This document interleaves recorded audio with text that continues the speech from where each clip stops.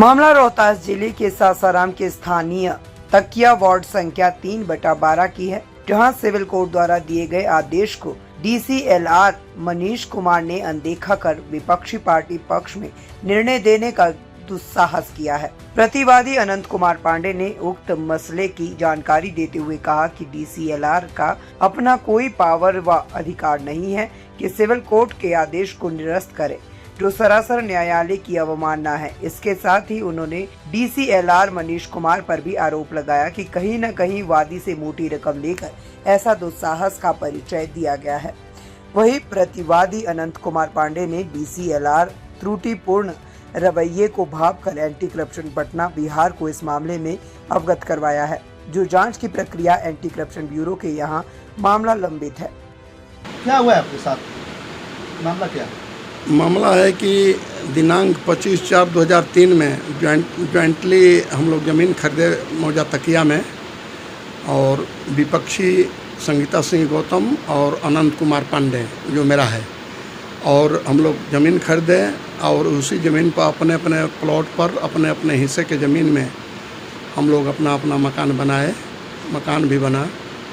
नतीजा ये हुआ कि 25/2/2004 में संगीता सिंह गौतम और उनके हस्बैंड ने मेरे नाम से फर्जी हस्ताक्षर कर एक जाली बईदावा बनाया, और बईदावा के माध्यम से अंचलाधिकारी के यहाँ से 9 जुलाई 2005 को ये रसीद एक तो कटा लिए मेरे नाम से म्यूटेशन करा करके, और जिसकी जानकारी मुझे नहीं थी। फिर लोक अदालत सासाराम में दूसर का जाल किए, जो केस नंबर 665D किए थे, जो खारिज हो गया।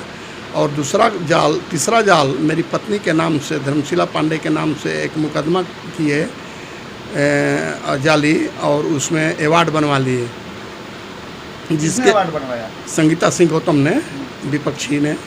और इसके बाद जब मैंने मिसलिनियस केस फाइल किया लोक अदालत में जानकारी होने के बाद, तो लोक अदालत अपने ही ऑर्डर को खारिज कर दिया।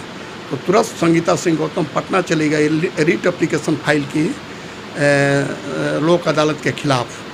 और उसमें हुआ यह कि हाई कोर्ट माननीय उच्च न्यायालय ने निर्णय दिया कि लोक अदालत का अपने ही ऑर्डर को कैंसिल करने का पावर नहीं है, यह पावर केवल सिविल कोर्ट को है, सिर्फ और सिर्फ केवल सिविल कोर्ट को ही है। तो मैंने सिविल कोर्ट में आकर के 2012 में स्वत्ववाद 365/2012 संगीता सिंह के खिलाफ दायर किया, और उसमें संगीता सिंह गौतम अपीयर नहीं हो रही थी। गजट के बाद में आया, उसके WS को उस पर आर्थिक दंड लगा, और WS को न्यायालय ने उसका WS खारिज कर दिया, चूँकि उसने आर्थिक दंड नहीं दिया था, कोर्ट का अवमानना किया था। और नतीजा ये हुआ कि 24/9/2021 को कोर्ट ने निर्णय दिया और मेरे पक्ष में फैसला हुआ। और उस फैसला का आधार पर मैंने पुनः अंचलाधिकारी सासाराम के यहाँ जाकर के अपना म्यूटेशन कराया, और उसी म्यूटेशन के खिलाफ में संगीता DCLR के यहाँ जाकर के मुकदमा दायर की 587/2023-24। और उसमें DCLR उसके पक्ष और मेल में आकर के पैसा के बदौलत उन्होंने सिविल कोर्ट के आदेश को निरस्त कर दिया, और उसके नाम से रसीद काटने का आदेश दिया है, जो सरासर गलत है। DCLR का अपना कोई पावर नहीं है जो सिविल कोर्ट के आदेश को निरस्त करें। क्या नाम है DCLR का? DCLR का नाम मनीष कुमार है। मनीष कुमार ने, और इनके मंसूबा को मैंने भांप गया था, चूँकि मेरा बहस सुने पहले ही उसको ऑर्डर में रख लिए थे।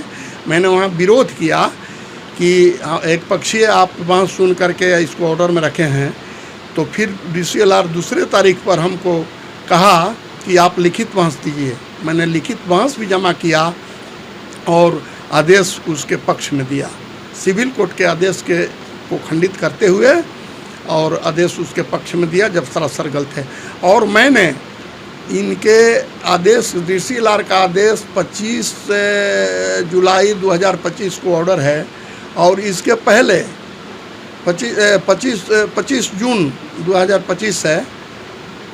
इसके पहले मैंने 20 जून 2025 को इनके खिलाफ एंटी करप्शन में इन्फॉर्मेशन दिया था। उन्होंने बताया कि आप डिटेल लेकर के भेजिए, हम आवश्यक कार्रवाई गोपनीय ढंग से करेंगे। अब क्या हुआ क्या नहीं हुआ ये हमको पता नहीं है। नाम बताइए अपना। जी, अपना नाम बताइए। मेरा नाम रामानंद पांडे है। रामानंद पांडे, ग्राम करूप, थाना करगहर, जिला रोहतास। सासाराम में ज़मीन खरीदे थे, मौजा तक